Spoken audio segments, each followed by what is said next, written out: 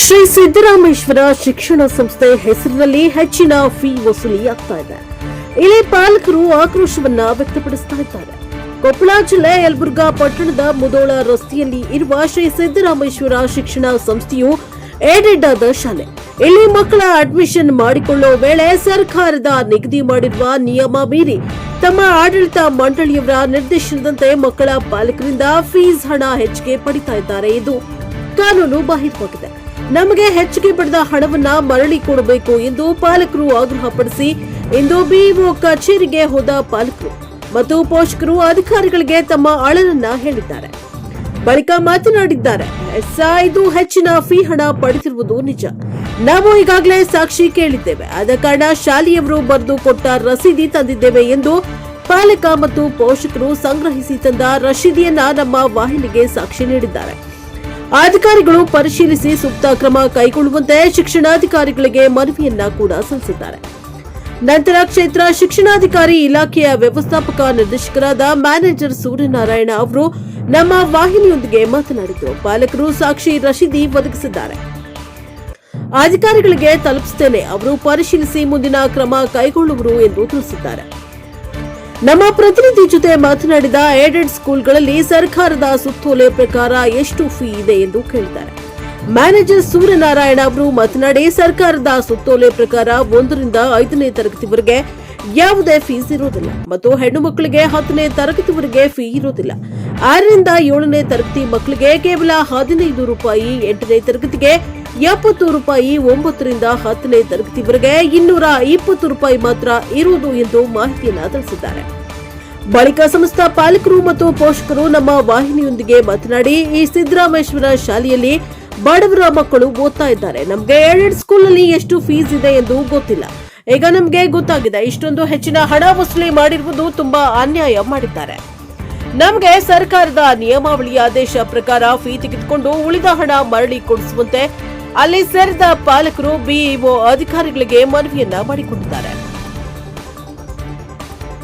BEO ಆಫೀಸ್ನಲ್ಲಿ ಕೆಲಸದ ನಿಮಿತ್ತ ಬಿಇಒ ಅವರು ಹೊರಗಡೆ ಹೋಗಿದ್ರು. ಅವರು ಇಲ್ಲದ ಕಾರಣ ಅವರು ಅನುಪಸ್ಥಿತಿಯಲ್ಲಿ ವ್ಯವಸ್ಥಾಪಕ ಮ್ಯಾನೇಜರ್ ಆದ ಸೂರ್ಯನಾರಾಯಣ ಅವರಿಗೆ ತಮ್ಮಿಂದ ತಂದ ಶಾಲೆಯ ರಶೀದಿ ಕೊಟ್ಟು ನಮಗೆ ನ್ಯಾಯ ಒದಗಿಸಿ ಕೊಡಬೇಕೆಂದು ಒತ್ತಾಯಿಸಿದ್ದಾರೆ ಮತ್ತು ಶಾಲೆಯ ಮೇಲೆ ಸೂಕ್ತ ಕ್ರಮವನ್ನ ಕೈಗೊಳ್ಳಬೇಕೆಂದು ಕೂಡ ಆಗ್ರಹ ಮಾಡಿದ್ದಾರೆ.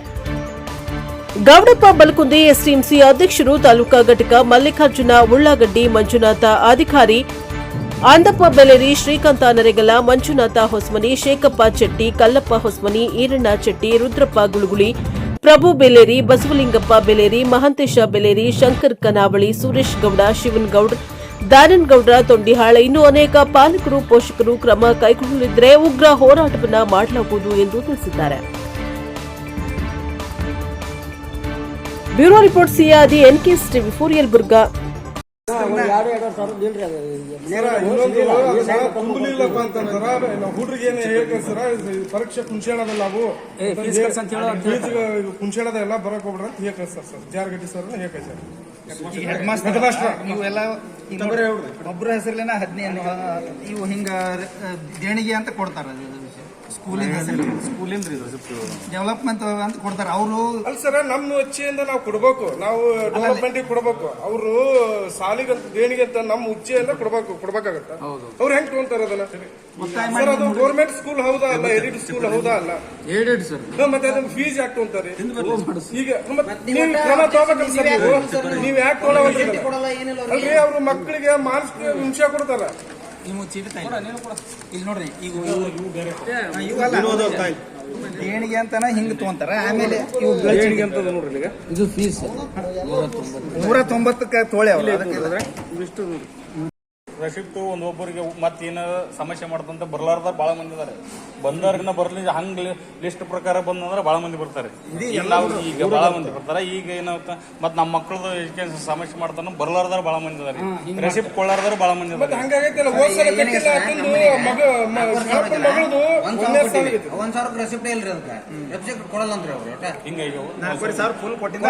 ಅವ್ರು ಯಾವುದೇ ರೀತಿ ಏನು ಕ್ರಮನ ತಗೊಂಡಿಲ್ಲ. ಈ ಸಲ ಅದ ಲಿಖಿತವಾಗಿ ಬಂದು ನಾವು ಕೊಟ್ಟಿದ್ದೀವಿ ಇವರಿಗೆ.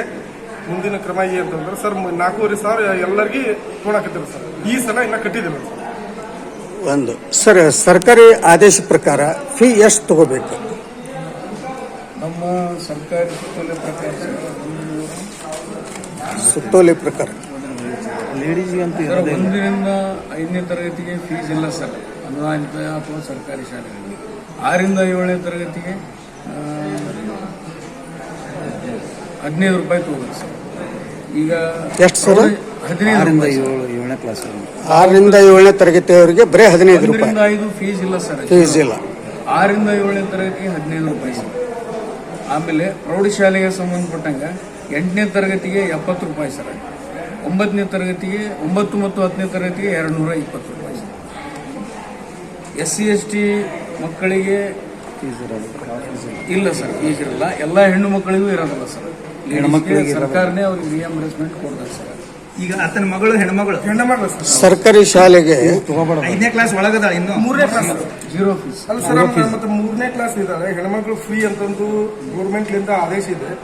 ಮತ್ತೆ 4,500 ರೂಪಾಯಿ ಯಾವ ಉದ್ದೇಶದಿಂದ ತಗೊಂಡಿದ್ದಾರೆ ಸರ್? ನೀವು ತನಿಖೆ ಮಾಡಬೇಕು. ಇದನ್ನ ಇದ್ರ ಬಗ್ಗೆ ನೀವು ತನಿಖೆ ಮಾಡಬೇಕು, ಅವ್ರ ಮೇಲೆ ಆಕ್ಷನ್ ತಗೋಬೇಕು ಸರ್. ಆಯ್ತು ಸರ್, ಈಗ ನಮ್ಮ ಗಮನಕ್ಕೆ ಬಂದಿದೆ ಸರ್.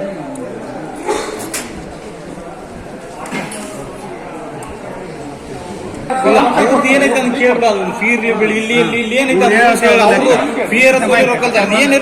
ಗೌರ್ಮೆಂಟ್ ಅವ್ರ ರೊಕ್ಕ ಸರ್ಕಾರ ಕೊಡ್ತಾರ ಅಂತ ಹೇಳಿ ಕೊಡಲ್ಲ ಅಂತ ಹೇಳ್ರಿ. ನಮ್ಗೆ ನಾವು ಫೀ ಇರ್ತಿದ್ದು ಎಷ್ಟು ಗೌರ್ಮೆಂಟ್ಲಿಂದ ಬರ್ತದೆ, ಟೆಂಡರ್ ಆಗಿರ್ತದೆ, ಅವ್ರು ಫ್ರೀ ಕೊಡ್ತಾರೆ.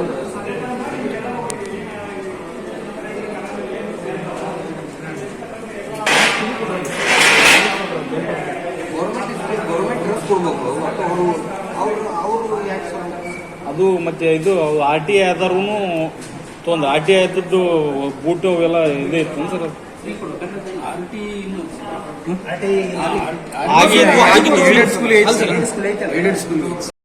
ಕಾನೂನು ಪ್ರಕಾರ ಏನು BO ಸಾಹೇಬ್ರು ಏನು ಕ್ರಮ ತಗೊಂತಾರ ಅದ್ರ ಮೇಲೆ ಮುಂದೆ ಮತ್ತೆ ಅವ್ರು ತೋಲಿಲ್ಲ ಅಂದ್ರೆ ಮುಂದಿನ ವಿಚಾರ ಮತ್ತೆ ಮುಂದೆ ಇದನ್ನ ಮಾಡ್ತೀವಿ ಸರ್. ಎಲ್ಲ ಪಾಲಕರು ಸೇರಿ ನಾವು ಧರಣಿ ಮಾಡೋ ಉದ್ದೇಶ ಏನಾದ್ರು ಐತೆ? ಇದೆ ಸರ್. ಈಗ ಮತ್ತೆ ಹೌದ್ರಿ, ಈಗ ನಾವೆಲ್ಲ ಬಡತನದಿಂದ ಇವತ್ತು ದುಡ್ದು ಇದನ್ನ ಮಾಡ್ಬೇಕನ್ನೋದು ಐತಿ. ಮತ್ತೆ ಇಂಥರದಾಗೆ 4,500 ಫೀಸ್ ತಗೊಂಡು ಒಂದು ಸ್ಕೂಲ್ ಗೌರ್ಮೆಂಟ್ ಸ್ಕೂಲ್ ಎಡಿಟ್ ಆಗಿದಂತ ಸ್ಕೂಲ್ಗೆ ಮತ್ತೆ ಫೀಸ್ ತಗೊಂತಾರಪ್ಪ ಅಂತಾರ. ಅಲ್ಲಿಗೆ ಗೌರ್ಮೆಂಟ್ ಸ್ಕೂಲ್ಗೆ ಅಲ್ಲಿಗೆ ಏನ್ ವ್ಯತ್ಯಾಸ?